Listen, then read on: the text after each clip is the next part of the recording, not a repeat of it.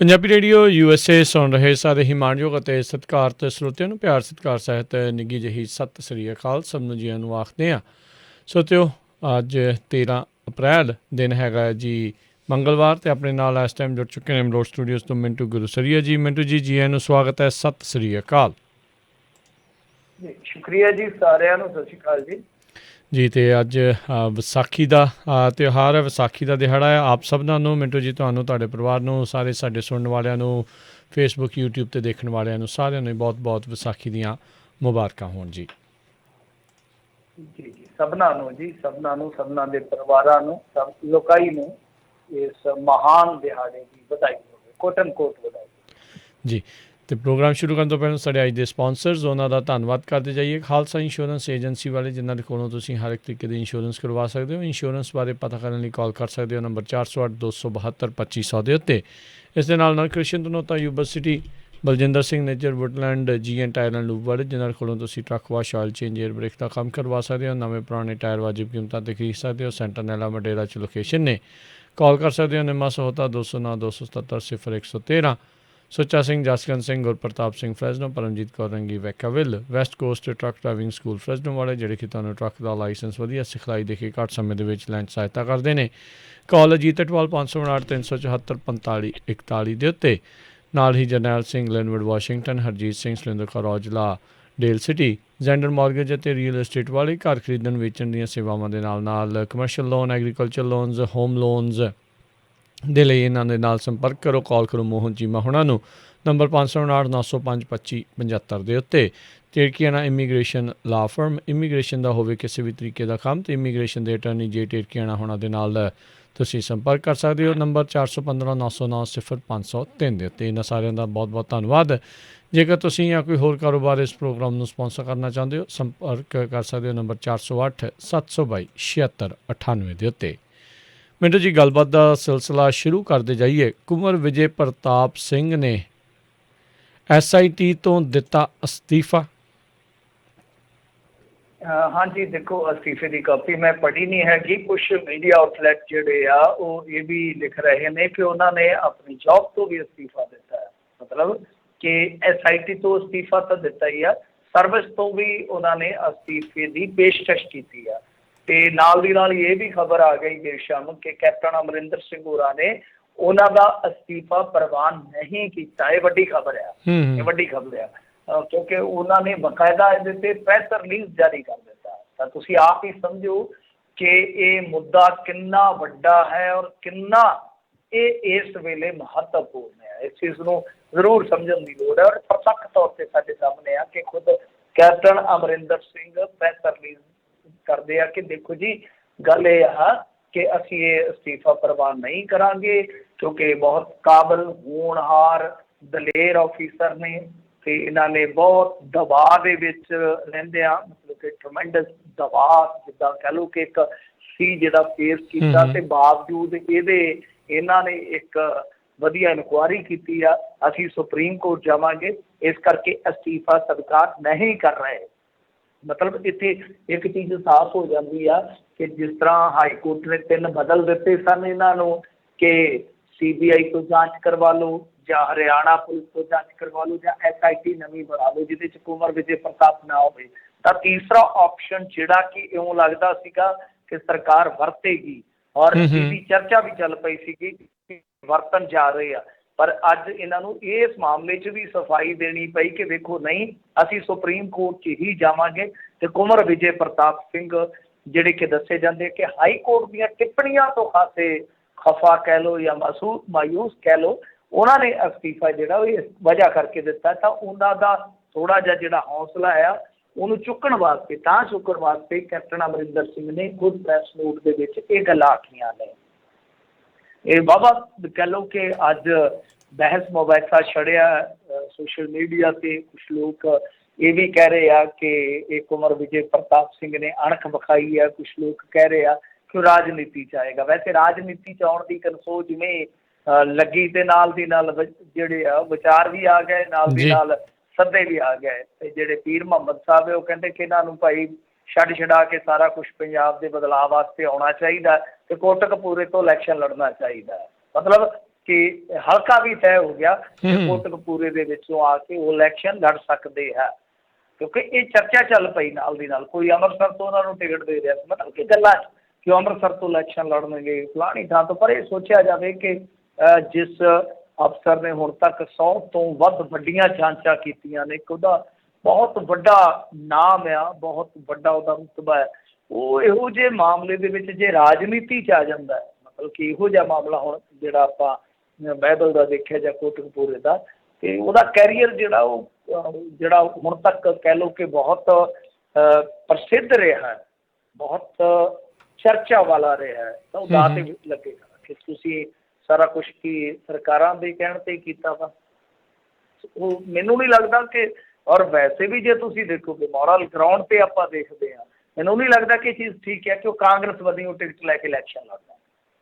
ਠੀਕ ਆ, ਜੋ ਹੋਇਆ ਸੋ ਹੋਇਆ। ਆਪਾਂ ਵੀ ਕਹਿੰਦੇ ਹਾਂ ਕਿ ਨਿਆਂ ਹੋਣਾ ਚਾਹੀਦਾ। ਕੋਈ ਵੀ ਪੁਲਿਸ ਅਫਸਰ ਹੈ ਜੀ ਇਮਾਨਦਾਰੀ ਨਾਲ ਕੰਮ ਕਰਦਾ, ਜੇ ਉਹ ਅੱਛੀ ਪਾਰਦਰਸ਼ਤਾ ਵਿਖਾਉਂਦਾ ਹੈ ਤੇ ਠੀਕ ਆ, ਉਹਨੂੰ ਉਹਦਾ ਕੰਮ ਜਿਹੜਾ ਉਹ ਕਰਨ ਦੇਣਾ ਚਾਹੀਦਾ। ਔਰ ਦੂਜੀ ਗੱਲ ਇਹ ਆ ਕਿ ਹਾਈ ਕੋਰਟ ਦੇ ਜੱਜ ਨੇ ਜੇ ਫੈਸਲਾ ਦੇ ਦਿੱਤਾ, ਉਹ ਦੁਨੀਆ ਦਾ ਆਖਰੀ ਸੱਚ ਥੋੜ੍ਹੀ ਨਾ ਹੋ ਗਿਆ। ਤੁਸੀਂ ਜਵਾਬਦੇਹ ਕਰ ਸਕਦੇ ਹੋ ਇਹਨਾਂ ਦੇ ਵਕੀਲਾਂ ਦੀ ਟੀਮ ਨੂੰ। ਤੁਸੀਂ ਸੁਪਰੀਮ ਕੋਰਟ 'ਚ ਜਾ ਕੇ ਆਪਣਾ ਪੱਖ ਰੱਖ ਸਕਦੇ ਹੋ। ਹੁਣ ਸੁਪਰੀਮ ਕੋਰਟ 'ਚ ਜਦੋਂ ਜਾਣ ਦਾ ਐਲਾਨ ਕਰ ਹੀ ਦਿੱਤਾ, ਤਾਂ ਸੁਪਰੀਮ ਕੋਰਟ ਦਾ ਵੇਖ ਲੈਣਾ ਚਾਹੀਦਾ ਕੀ ਪੁਆਇੰਟ ਆਫ ਵਿਊ ਹੈ ਉਹਨਾਂ ਦਾ, ਕਿਵੇਂ ਉਹ ਲੈਂਦੇ ਇਸ ਇਨਕੁਆਇਰੀ ਨੂੰ। ਪਤਾ ਲੱਗ ਜਾਏਗਾ, ਦੁੱਧ ਦਾ ਦੁੱਧ ਪਾਣੀ ਦਾ ਪਾਣੀ ਹੋ ਜਾਏਗਾ। ਉੱਥੇ ਤੁਹਾਡੇ ਸਰਕਾਰੀ ਵਕੀਲ ਫੇਰ ਪਰਖੇ ਜਾਣਗੇ। ਔਰ ਦੂਜੀ ਗੱਲ ਇਹ ਹੈ ਕਿ ਤਗੜਾ ਵਕੀਲ ਤੁਸੀਂ ਉੱਥੇ ਖੜਾ ਕਰ ਸਕਦੇ ਹੋ, ਹਾਇਰ ਕਰ ਲਓ ਤੁਸੀਂ, ਜੇ ਤੁਹਾਨੂੰ ਲੱਗਦਾ, ਕਿਉਂਕਿ ਟੈਕਸ ਪੇਅਰ ਦੇ ਪੈਸੇ ਨਾਲ ਹੀ ਤੁਸੀਂ ਵੱਡਾ ਵਕੀਲ ਖੜਾ ਕਰਨਾ, ਉੱਥੇ ਲਾਓ ਜ਼ੋਰ, ਸਥਾਪਿਤ ਕਰ ਦਿਓ। ਚਲੋ ਠੀਕ ਆ, ਮੈਂ ਜਿਵੇਂ ਕਿਹਾ ਕਿ ਜੱਜ ਜਿਹੜੇ ਫੈਸਲਾ ਦਿੰਦੇ ਔਰ ਉਹਨਾਂ ਫੈਸਲਿਆਂ ਨੂੰ ਅੱਗੇ ਚੈਲੰਜ ਹੁੰਦਾ ਹੈ, ਇਹ ਆਮ ਹੀ ਆ। ਔਰ ਇਹ ਰਾਈਟ ਆ, ਸਰਕਾਰ ਦਾ ਵੀ ਰਾਈਟ ਆ, ਆਮ ਬੰਦੇ ਦਾ ਵੀ ਰਾਈਟ ਆ, ਅਧਿਕਾਰ ਆ। ਸਾਰੇ ਹੀ ਉਸ ਅਧਿਕਾਰ ਦਾ ਇਸਤੇਮਾਲ ਕਰਦੇ ਆ। ਹੁਣ ਦੇਖਣਾ ਇਹ ਹੋਏਗਾ ਕਿ ਕੀ ਇਸ ਤਰ੍ਹਾਂ ਦੀ ਜਿਹੜੀ ਚਰਚਾ ਚੱਲ ਰਹੀ ਹੈ ਕਿ ਸੁਪਰੀਮ ਕੋਰਟ 'ਚ ਆਉਣਗੇ, ਜਾਂਦੇ ਆ ਕਿ ਨਹੀਂ ਜਾਂਦੇ। ਜੇ ਜਾਂਦੇ ਆ ਤਾਂ ਕੀ ਉੱਥੋਂ ਮੋਹਰ ਲੱਗਦੀ ਆ, ਮਤਲਬ ਕਿ ਵਾਜਬ ਹੋਣ ਦੀ ਮੋਹਰ ਲੱਗਦੀ ਆ, ਜਾਂ ਇਹ ਜਿਹੜੀ ਇਨਕੁਆਰੀ ਆ ਜੋ ਇਹਨਾਂ ਨੇ ਕੀਤੀ ਆ ਉਹਨੂੰ ਇਹ ਕਿਹਾ ਜਾਂਦਾ ਕਿ ਨਹੀਂ, ਤੱਥਾਂ ਦੀ ਰੌਸ਼ਨੀ ਦੇ ਵਿੱਚ ਦੇਖੀਏ ਤਾਂ ਇਹ ਨਿਰਪੱਖ ਨਹੀਂ ਹੈ। ਤਾਂ ਕੀ ਮੋਹਰ ਲੱਗਦੀ ਹੈ, ਦੇਖਣਾ ਦਿਲਚਸਪ ਰਹੇਗਾ। ਉਸ ਤੋਂ ਬਾਅਦ ਰਾਜਨੀਤੀ ਦੇ ਤੁਹਾਨੂੰ ਪਤਾ ਹੀ ਆ ਹੁਣ ਹੋਣੀ ਆ। ਮੈਨੂੰ ਤਾਂ ਇਉਂ ਲੱਗਦਾ ਕਿ ਕਿਸਾਨੀ ਨੂੰ ਅਸੀਂ ਮੰਨ ਰਹੇ ਸੀਗੇ, ਕਿ ਨੰਬਰ 1 ਮੁੱਦਾ ਰਹਿਣ ਜਾ ਰਿਹਾ। ਔਰ ਬਹੁਤ ਰੇਅਰ ਕੋਈ ਚੋਣ ਹੋਈ ਹੋਏਗੀ ਸਾਡੀ ਸੰਭਾਲ 'ਚ ਹੈ ਨਹੀਂ ਕਿ ਜਿਹੜੀ ਖੇਤੀ ਵਰਗੇ ਮੁੱਦੇ 'ਤੇ ਕੇਂਦਰਿਤ ਹੋਣ ਜਾ ਰਹੀ ਹੈ। ਪਰ ਅਚਾਨਕ ਅੱਜ ਸਿੱਧੂ ਹੈ ਜਿਹੜਾ ਨਵਜੋਤ ਸਿੱਧੂ, ਉਹ ਬੁਰਜ ਜਵਾਹਰ ਸਿੰਘ ਵਾਲਾ ਪਹੁੰਚ ਗਿਆ ਜਾ ਕੇ। ਉੱਥੇ ਉਹਨੇ ਫੋਟੋ ਸੈਸ਼ਨ ਜਿਹਾ ਕਰਵਾਇਆ, ਗੱਲਾਂ ਬਾਤਾਂ ਕੀਤੀਆਂ, ਔਰ ਕੈਪਟਨ ਅਮਰਿੰਦਰ ਸਿੰਘ ਦੀ ਸਰਕਾਰ 'ਤੇ ਹੀ ਹੱਲਾ ਕਰ ਦਿੱਤਾ ਕਿ ਜੇ ਦੇਖੋ ਜਸਟਿਸ ਰਣਜੀਤ ਸਿੰਘ ਕਮਿਸ਼ਨ ਦੀ ਰਿਪੋਰਟ ਤੁਸੀਂ ਜਨਤਕ ਕਰ ਸਕਦੇ ਹੋ, ਤਾਂ ਕੁਮਰ ਵਿਜੇ ਵਾਲੀ ਜਿਹੜੀ ਰਿਪੋਰਟ ਆ ਉਹ ਵੀ ਕਰੋ ਜਨਤਕ, ਜਿਹੜੀ ਡਰੱਗ ਕੇਸ ਵਾਲੀ ਆ ਉਹ ਵੀ ਰਿਪੋਰਟ ਜਨਤਕ ਕਰੋ। ਬਸ ਇੰਨੀਆਂ ਕੁ ਗੱਲਾਂ ਕਰਕੇ ਉੱਥੋਂ ਨਿਕਲ ਆਇਆ। ਸੋ ਨਵਜੋਤ ਸਿੰਘ ਸਿੱਧੂ ਦਾ ਵੀ ਅਚਨਚੇਤੀ ਉੱਥੇ ਪਹੁੰਚ ਜਾਣਾ। ਅੱਜ ਦਿਨ ਵੀ ਦੇਖ ਲਓ, ਵਿਸਾਖੀ ਦਾ ਦਿਹਾੜਾ ਵਾ, ਵਿਸਾਖੀ ਦਾ ਦਿਹਾੜਾ, ਅਤੇ ਉਹ ਫਿਰ ਆਪਣੇ ਅਕਾਊਂਟ ਤੋਂ ਫੋਟੋਆਂ ਜਿਹੜੀਆਂ ਉਹ ਪਾਈਆਂ ਜਾਣੀਆਂ। ਇੱਧਰ ਕੋਟਕਪੂਰੇ ਦੇ ਵਿੱਚ ਫਿਰ ਉਸੇ ਹੀ ਚੌਂਕ ਦੇ ਵਿੱਚ ਧਰਨਾ ਲੱਗ ਗਿਆ ਵਾ। ਇੱਕ ਚੀਜ਼ ਹੋਰ ਵੇਖੋ ਕਿ ਇੱਕ ਧਿਰ ਜਿਹੜੀ ਮੋਰਚਿਆਂ ਵਾਸਤੇ ਪ੍ਰਸਿੱਧ ਆ, ਤੁਸੀਂ ਸਮਝੀ ਗਏ ਹੋਗੇ, ਉਹ ਵੀ ਐਕਟਿਵ ਆ ਕਿਤੇ ਨਾ ਕਿਤੇ। ਕਹਿੰਦੇ ਕਿ ਬਰਗਾੜੀ ਦੇ ਵਿੱਚ ਉਹ ਵੀ ਦਾਣਾ ਮੰਡੀ ਨੂੰ ਸਾਫ਼ ਕਰ ਰਹੇ ਆ, ਤੇ ਦੁਬਾਰਾ ਫਿਰ ਬਹਿ ਜਾਣਾ ਹੈ।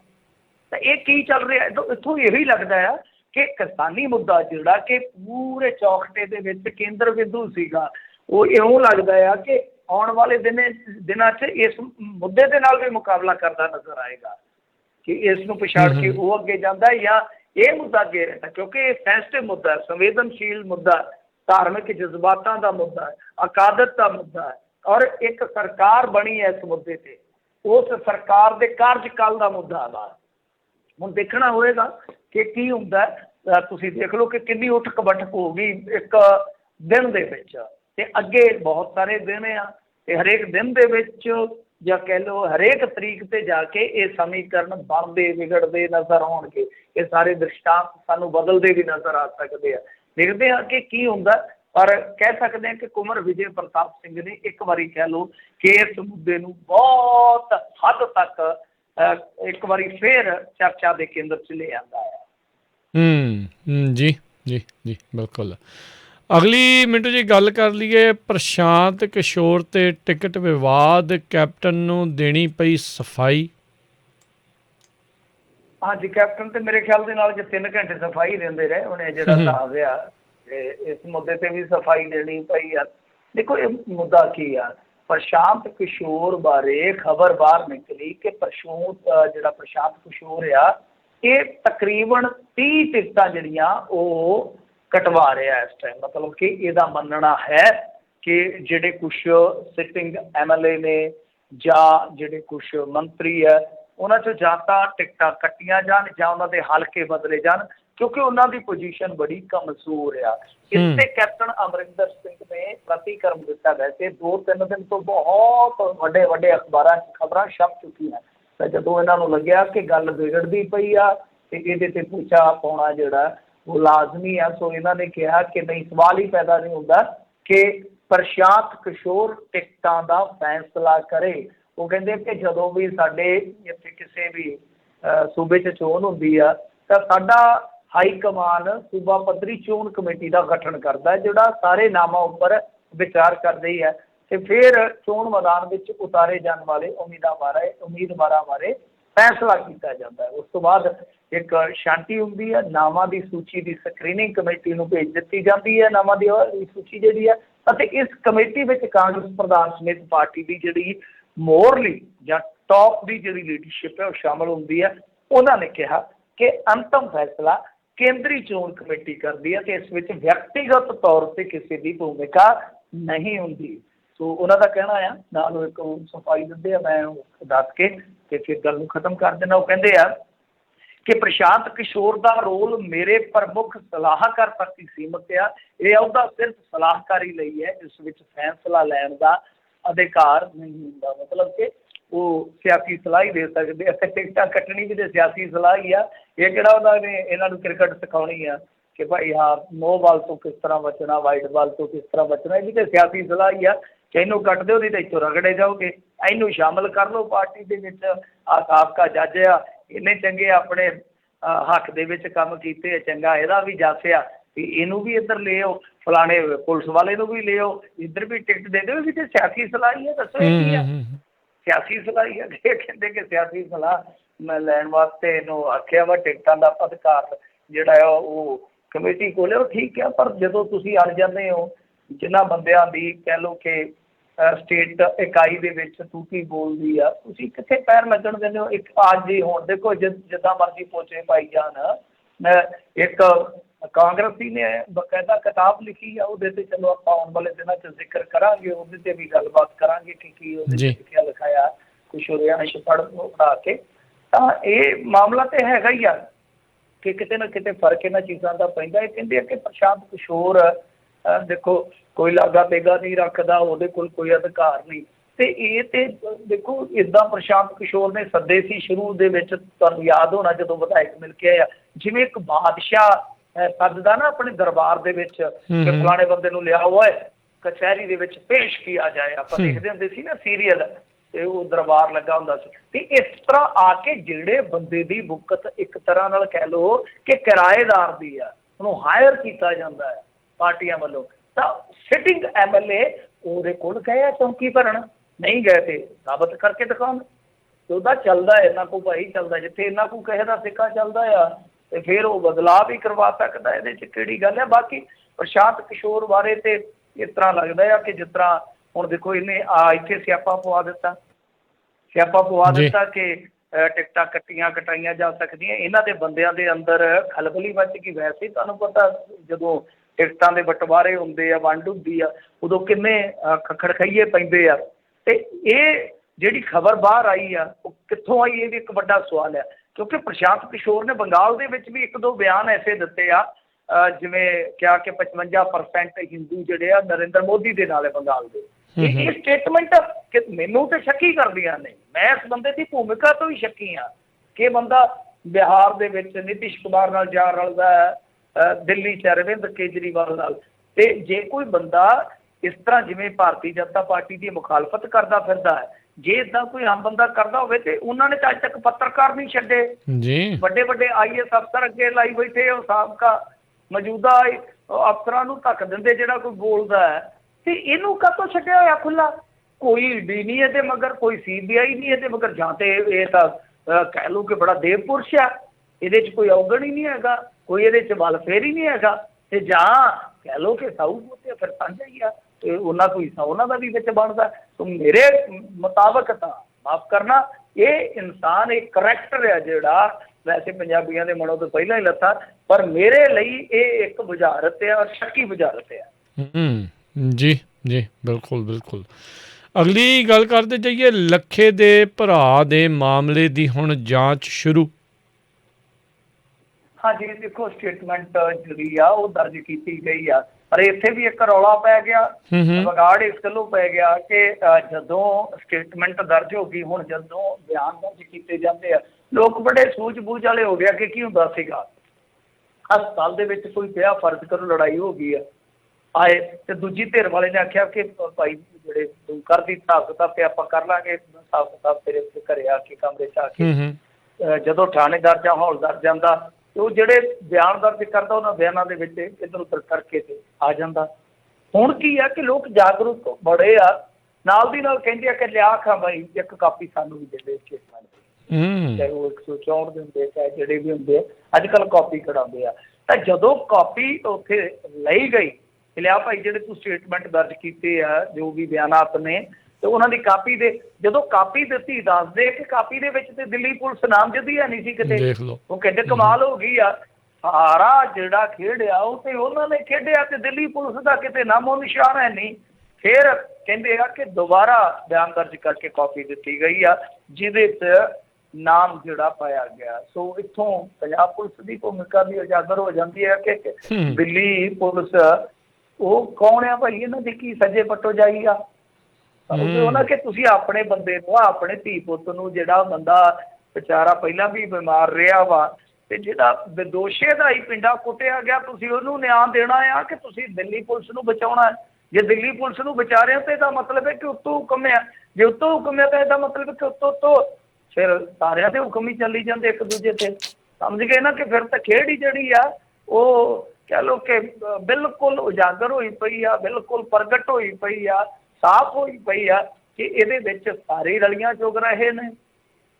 ਇਸ ਕਰਕੇ ਮੇਰੇ ਖਿਆਲ ਦੇ ਨਾਲ ਜੇ ਪੰਜਾਬ ਪੁਲਿਸ ਕਾਣੀ ਨਾ ਚੱਲੇ, ਕਾਣੀ ਤੋਂ ਭਾਵ ਇਹ ਆ ਤੀਰ ਨਾ ਹੋਵੇ ਉਹਦੀ ਨੀਤੀ ਦੇ ਵਿੱਚ, ਕਿ ਇਹ ਵੇਖੇ ਕਿ ਹਾਂ ਬਈ ਹੁਣ ਗੱਲ ਸ਼ਾਂਤ ਹੋ ਗਈ ਆ, ਰੌਲਾ ਪਿਆ 2 ਦਿਨ, ਹੁਣ ਕੁਮਰ ਵਿਜੇ ਪ੍ਰਤਾਪ ਹੈ ਜਿਹੜਾ ਉਹ ਟਰੈਂਡ ਕਰ ਗਿਆ ਸੋਸ਼ਲ ਮੀਡੀਆ ਤੇ ਛੱਡੋ ਇਹਦਾ ਕੀ ਕਰਨਾ। ਤਾਂ ਫਿਰ ਮੇਰੇ ਖਿਆਲ ਦੇ ਨਾਲ ਗੱਲ ਜਿਹੜੀ ਉਹ ਸਾਫ਼ ਸਪਸ਼ਟ ਹੋ ਜਾਂਦੀ ਹੈ ਕਿ ਪਿੱਛੋਂ ਕਿਸ ਤਰ੍ਹਾਂ ਦੀਆਂ ਹਦਾਇਤਾਂ ਨੇ।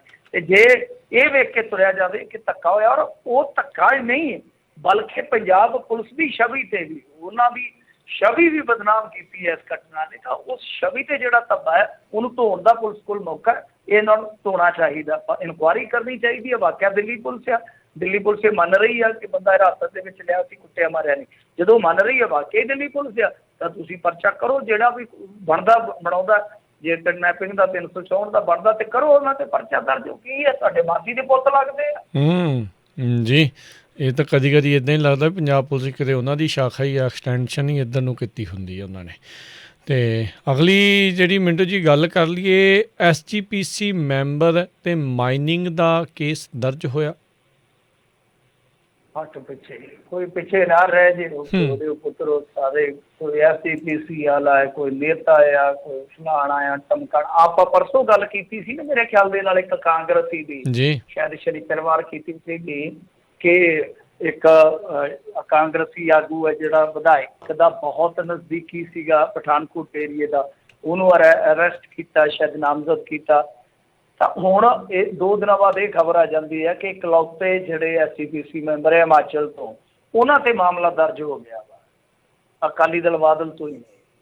ਤਾਂ ਇਹਦਾ ਮਤਲਬ ਇਹ ਆ ਕਿ ਚਾਹੇ ਧਾਰਮਿਕ ਖੇਤਰ ਹੋਵੇ, ਚਾਹੇ ਰਾਜਨੀਤੀ ਹੋਵੇ, ਬਸ ਜਿੱਥੇ ਕਿਸੇ ਦਾ ਦਾ ਲੱਗਦਾ ਹੈ ਉੱਥੇ ਲਾਈ ਜਾਂਦਾ। ਕਿੱਡੀ ਬਦਨਾਮੀ ਵਾਲੀ ਗੱਲ ਹੈ। ਹਾਲਾਂਕਿ ਬੀਬੀ ਜਗੀਰ ਕੌਰ ਨੂੰ ਪੱਤਰਕਾਰ ਨੇ ਅਪਰੋਚ ਕਰਕੇ ਇਹਦੇ ਤੇ ਵਰਸ਼ਨ ਦੇਣ ਵਾਸਤੇ ਕਿਹਾ, ਉਹ ਕਹਿੰਦੇ ਕਿ ਬਾਅਦ ਦੇ ਵਿੱਚ ਗੱਲ ਕਰਾਂਗੇ, ਮਾਮਲੇ ਦੀ ਪਹਿਲਾਂ ਪੜਤਾਲ ਕਰਾਉਣੇ। ਪੜਤਾਲ ਕੀ ਕਰਾਉਣੀ ਹੈ ਤੁਸੀਂ? ਪੜਤਾਲ ਤਾਂ ਪੁਲਿਸ ਨੇ ਕਰ ਲਈ ਆ।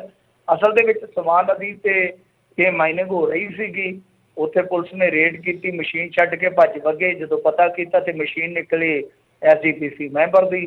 ਹੁਣ SGPC ਮੈਂਬਰ ਤੇ ਮੁਕੱਦਮਾ ਦਰਜ ਹੋਇਆ। ਅੱਗੇ ਵੀ ਇਹਦੀਆਂ ਕਈ ਵਿਵਾਦਤ ਗੱਲਾਂ ਜਿਹੜੀਆਂ ਸਮੇਂ-ਸਮੇਂ ਤੇ ਸਾਹਮਣੇ ਆਉਂਦੀਆਂ ਰਹਿੰਦੀਆਂ। ਉਹਦੇ 'ਚ ਇੱਕ ਜੰਗਲਾਤ ਦੀ ਜ਼ਮੀਨ ਹੈ ਜਿਹੜੀ ਪੰਜਾਬ ਹਿਮਾਚਲ ਦੀ ਹੱਦ 'ਤੇ ਆ। ਤਾਂ ਮੇਰੇ ਕਹਿਣ ਦਾ ਮਤਲਬ ਇਹ ਆ ਕਿ ਬਹੁਤ ਬਦਨਾਮੀ ਵਾਲੀ ਗੱਲ ਆ। ਸ਼੍ਰੋਮਣੀ ਅਕਾਲੀ ਦਲ ਬਾਦਲ ਦੇ ਕਿਸੇ ਬੰਦੇ ਵਾਸਤੇ ਤੇ ਬਦਨਾਮੀ ਦਾ ਸਬੱਬ ਹੈ ਹੀ ਹੈ। SGPC ਵਾਸਤੇ ਵੀ ਦੇਖੋ, ਹੁਣ ਤੁਸੀਂ ਰੇਤ ਖਾਣੀ ਵੀ ਸ਼ੁਰੂ ਕਰ ਦਿੱਤੀ ਹੈ, ਕਮਾਲ ਦੀ ਗੱਲ ਆ। ਪਰ ਜੇ ਸੱਤਾਧਾਰੀ ਦੇਖਦੇ ਆ ਉਹ ਵੀ ਖਾਈ ਜਾਂਦੇ, ਜੇ ਵਿਰੋਧੀ ਧਿਰ ਵਾਲੇ ਉਹ ਵੀ ਖਾਈ ਜਾਂਦੇ ਆ। ਤਾਂ ਮਤਲਬ ਕਿ ਤੁਸੀਂ ਸਾਰੇ ਹੀ ਪੰਜਾਬ ਨੂੰ ਲੱਗੇ, ਇੱਕ ਸਿਰ ਵਾਲੇ ਪਾਸਿਓ, ਇੱਕ ਪੈਰਾਂ ਵਾਲੇ ਪਾਸਿਓ। ਮੇਰੇ ਖਿਆਲ ਦੇ ਨਾਲ ਇਹ ਚੀਜ਼ ਜਿਹੜੀ ਆ ਸਪਸ਼ਟ ਕਰਨੀ ਚਾਹੀਦੀ SGPC ਨੂੰ। ਔਰ ਇਹੋ ਜਿਹੇ ਜਿਹੜੇ ਮੈਂਬਰ ਆ ਉਹਨਾਂ ਦੀ ਮੈਂਬਰਸ਼ਿਪ 'ਤੇ ਸਵਾਲ ਉੱਠਦਾ। ਫਿਰ ਸਵਾਲ ਉੱਠਦਾ ਨਾ ਕਿ ਜਿਹੜੇ ਇਸ ਤਰ੍ਹਾਂ ਦੇ ਸਿਧਾਂਤਕ ਤੌਰ 'ਤੇ ਬੰਦੇ ਹੀ ਨਹੀਂ ਠੀਕ, ਕਿਸੇ 'ਤੇ ਕੋਈ ਵਿਵਾਦ ਉੱਠ ਪੈਂਦਾ, ਕਿਸੇ 'ਤੇ ਕੋਈ ਵਿਵਾਦ ਉੱਠ ਪੈਂਦਾ, ਤਾਂ ਫਿਰ ਉਹਨਾਂ ਦਾ ਕਰਾਉਣਾ ਕੀ ਆ? ਕਰਾਉਣਾ ਕੀ ਹੈ? ਮਤਲਬ ਕਿ ਸਿਰਫ ਤੇ ਸਿਰਫ ਇਹੀ ਹੈ ਕਿ ਉਹ ਵੋਟਾਂ ਲੈ ਕੇ ਕੁਝ ਜਿੱਤ ਜਾਂਦੇ ਆ, ਜਾਂ ਉਹਨਾਂ ਨੂੰ ਥਾਪੜਾ ਹੁੰਦਾ ਤਾਂ ਤੁਸੀਂ ਉਹਨਾਂ ਨੂੰ ਸਿੱਖ ਕੌਮ ਦੇ ਉੱਤੇ ਬਿਠਾ ਦਿਓ ਕਿ ਜੋ ਮਰਜ਼ੀ ਉਹ ਕਰੀ ਜਾਣ, ਜਿਸ ਤਰ੍ਹਾਂ ਦੇ ਮਰਜ਼ੀ ਧੱਬੇ ਲਵਾਈ ਜਾਣ। ਤਾਂ ਮੇਰੇ ਖਿਆਲ ਦੇ ਨਾਲ SGPC ਨੂੰ ਆਪਣੇ ਪੱਧਰ 'ਤੇ ਵੀ ਵੇਖਣਾ ਪਏਗਾ ਕਿ ਉਹ ਇਹਨਾਂ ਚੀਜ਼ਾਂ ਦਾ ਨੋਟਿਸ ਲੈ ਕੇ ਵੇਖੇ। ਜਿਹੜੇ ਵੀ ਬੰਦੇ ਦਾਗੀ ਆ ਆਪਣੇ ਪੱਧਰ 'ਤੇ ਵੀ ਉਹ ਕਾਰਵਾਈ ਕੁਝ ਕਰਨ, ਕੁਝ ਸਮਝਾਉਣ ਕਿ ਭਾਈ ਬਸ ਬਹੁਤ ਹੋ ਗਿਆ, ਦਫਾ ਕਰੋ। ਜਿਹੜੇ ਲੋਕ ਖਾਸ ਤੌਰ 'ਤੇ ਸਿੱਖ ਕੌਮ ਦੀ ਮੁਖਾਲਫਤ ਕਰਦੇ ਉਹਨਾਂ ਨੂੰ ਤੁਸੀਂ ਐਸੇ ਪੁਆਇੰਟ ਦਿੰਦੇ ਹੋ, ਫਿਰ ਮੁੜ ਕੇ ਉਹ ਜਿਨ੍ਹਾਂ ਨੂੰ ਕੋਟ ਕਰ ਕਰਕੇ ਅੱਗੇ ਲੇਖ ਲਿਖਦੇ ਆ, ਜਿਹੜੇ ਸਿੱਖ ਕੌਮ ਨੂੰ ਡਿਫੈਂਡ ਕਰਨ ਵਾਲੇ ਲੋਕ ਹੁੰਦੇ ਉਹਨਾਂ ਵਾਸਤੇ ਤੁਸੀਂ ਭੰਬਲ ਭੂਸੇ ਖੜੇ ਕਰ ਦਿੰਦੇ ਕਿ ਹੁਣ ਜਾਈਏ ਤੇ ਜਾਈਏ ਕਿਹੜੇ ਪਾਸੇ। ਜੀ ਬਿਲਕੁਲ ਬਿਲਕੁਲ। ਕੈਪਟਨ ਦੇ ਮੰਤਰੀ ਤੋਂ ਸਵਾਲ ਪੁੱਛਣ ਤੇ ਮਹਿਲਾ ਤੇ ਉਸ ਦਾ ਪਤੀ ਹਿਰਾਸਤ 'ਚ।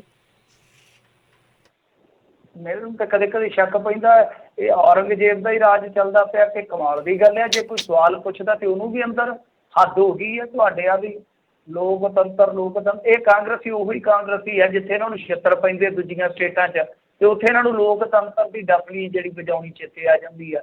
ਇੱਥੇ ਹੁਣ ਕੀ ਕਰਦੇ ਪਏ ਆ ਦੇਖੋ, ਇੱਕ ਹੈਗੀ ਆ ਬੀਬੀ ਇਹਨਾਂ ਦੀ ਮੰਤਰੀ ਦੀਨਾਨਗਰ ਦੇ ਵਿੱਚ ਕੋਈ ਇਸ ਤਰ੍ਹਾਂ ਰਾਸ਼ਨ ਕਾਰਡ ਵੰਡਣ ਗਏ ਸੀਗੇ। ਪਹਿਲੀ ਗੱਲ ਇਹ ਕਿ ਲੋਕਾਂ ਨੂੰ ਤੁਸੀਂ ਕਹਿੰਦੇ ਆ ਕਿ ਘਰੇ ਬੈਠੋ ਘਰੇ ਬੈਠੋ, ਕੱਲ੍ਹ ਵੀ ਤੁਹਾਡੀਆਂ ਇਹੀ ਖਬਰਾਂ ਸੀ। ਇਹਨਾਂ ਦੀ ਹਾਲਤ ਵੇਖੋ, ਇਹੋ ਜਿਹੇ ਮੰਤਰੀ ਸਾਨੂੰ ਟੱਕਰੇ ਆ ਕਿ ਕਮਾਲ ਦੀ ਗੱਲ ਇਹ ਆ ਕਿ 2 ਮੰਡੀਆਂ ਦੇ ਵਿੱਚ ਲੁਧਿਆਣੇ ਤੇ ਸ਼ਾਇਦ ਜਗਰਾਓਂ, ਇਹਨਾਂ 2 ਮੰਡੀਆਂ 'ਚ ਖਰੀਦ ਅੱਜ ਜਾ ਕੇ ਸ਼ੁਰੂ ਹੋਈ ਆ। 10 ਤਰੀਕ ਦੀ ਖਰੀਦ ਜਿਹੜੀ ਆ ਉਹ ਆਫੀਸ਼ੀਅਲੀ ਸ਼ੁਰੂ ਹੋਈ ਆ, ਤੇ ਅੱਜ ਜਾ ਕੇ ਪਤਾ ਕਿਉਂ? ਕਿਉਂਕਿ ਆਸ਼ੂ ਜੀ ਕੋਲ ਟਾਈਮ ਨਹੀਂ ਸੀ ਹੈਗਾ ਉਦਘਾਟਨ ਕਰਨ ਦਾ। ਹੱਦ ਹੋ ਗਈ ਆ। ਮੰਤਰੀ ਕਰਦੇ ਕੀ ਪਏ ਆ? ਤਾਂ ਇਹ ਜਦੋਂ ਉੱਥੇ ਗਏ ਆ ਤੇ ਉੱਥੇ ਇੱਕ ਔਰਤ ਨੇ ਦੱਸਿਆ ਕਿ ਰਾਸ਼ਨ ਕਾਰਡ ਕੱਟੇ ਜਾਣ ਸੰਬੰਧੀ ਸਵਾਲ ਪੁੱਛਿਆ। ਇਸ ਤੋਂ ਬਾਅਦ ਪੁਲਿਸ ਨੇ ਇਸ ਔਰਤ ਸਮੇਤ ਉਸਦੇ ਪਤੀ ਨੂੰ ਹਿਰਾਸਤ 'ਚ ਲੈ ਲਿਆ। ਤੇ ਜਦੋਂ ਸਮਰਥਨ ਦੇ ਵਿੱਚ ਇੱਕ ਭਾਜਪਾ ਪਾਰਟੀ ਦੀ ਕੋਈ ਇਸਤਰੀ ਆਗੂ ਜਿਹੜੀ ਆ ਉਹ ਪੁਲਿਸ ਨਾਲ ਗੱਲ ਕਰਨ ਗਈ ਤੇ ਦੱਸ ਉਹਨੂੰ ਵੀ ਹਿਰਾਸਤ ਦੇ ਵਿੱਚ ਲੈ ਲਿਆ। ਤੇ ਥਾਣੇ 'ਚ ਪਹੁੰਚਣ ਤੋਂ ਬਾਅਦ ਪੁਲਿਸ ਤੇ ਭਾਜਪਾ ਵਰਕਰਾਂ ਦੀ ਕਾਫੀ ਖਿੱਚੋਤਾਣ ਹੋਈ ਆ। ਹੁਣ ਇੱਥੇ ਇਹ ਨਾ ਲੈ ਕੇ ਬੈਠ ਜਾਵੇ ਕੋਈ ਕਿ ਭਾਜਪਾ ਵਾਲੇ ਆ। ਗੱਲ ਤਾਂ ਇਹ ਹੈ ਕਿ ਉਹ ਵੀ ਨਾਗਰਿਕ ਨੇ, ਇਹ ਵੀ ਤਾਂ ਦੇਖਣਾ ਹੋਏਗਾ ਕਿ ਰਾਸ਼ਨ ਕਾਰਡ ਕਿਸੇ ਦਾ ਕੱਟਿਆ ਜਾਂਦਾ। ਇਹ ਵੇਖ ਕੇ ਥੋੜ੍ਹੀ ਆਪਾਂ ਕਹਾਂਗੇ ਕਿ ਅਕਾਲੀ ਇਹਦਾ ਰਾਸ਼ਨ ਕਾਰਡ ਕੱਟ ਦਿਓ, ਇਹ ਭਾਜਪਾ ਵਾਲਾ ਇਹਦਾ ਰਾਸ਼ਨ ਕਾਰਡ ਕੱਟ ਦਿਓ, ਇਹ ਆਮ ਆਦਮੀ ਪਾਰਟੀ ਵਾਲਾ ਇਹਦਾ ਰਾਸ਼ਨ ਕਾਰਡ ਕੱਟ ਦਿਓ। ਕਿਉਂ? ਇਹਨਾਂ ਦੇ ਨਾਨਕੇ ਤੋਂ ਥੋੜ੍ਹੀ ਆਉਂਦੀ ਆ ਕਣਕ, ਕੋਈ ਆਪਦੇ ਰਿਸ਼ਤੇਦਾਰੀ 'ਚ ਥੋੜ੍ਹੀ ਨਾ ਲੈ ਕੇ ਆਉਂਦੇ ਆ। ਉਹ ਲੋਕਾਂ ਦੀ ਆ, ਲੋਕਾਂ ਦੇ ਪੈਸਿਆਂ ਦੀ ਹੈ, ਟੈਕਸ ਪੇਅਰਸ ਦਾ ਪੈਸਾ ਹੈ PDF ਨੂੰ ਚਲਾਉਣ ਵਾਸਤੇ।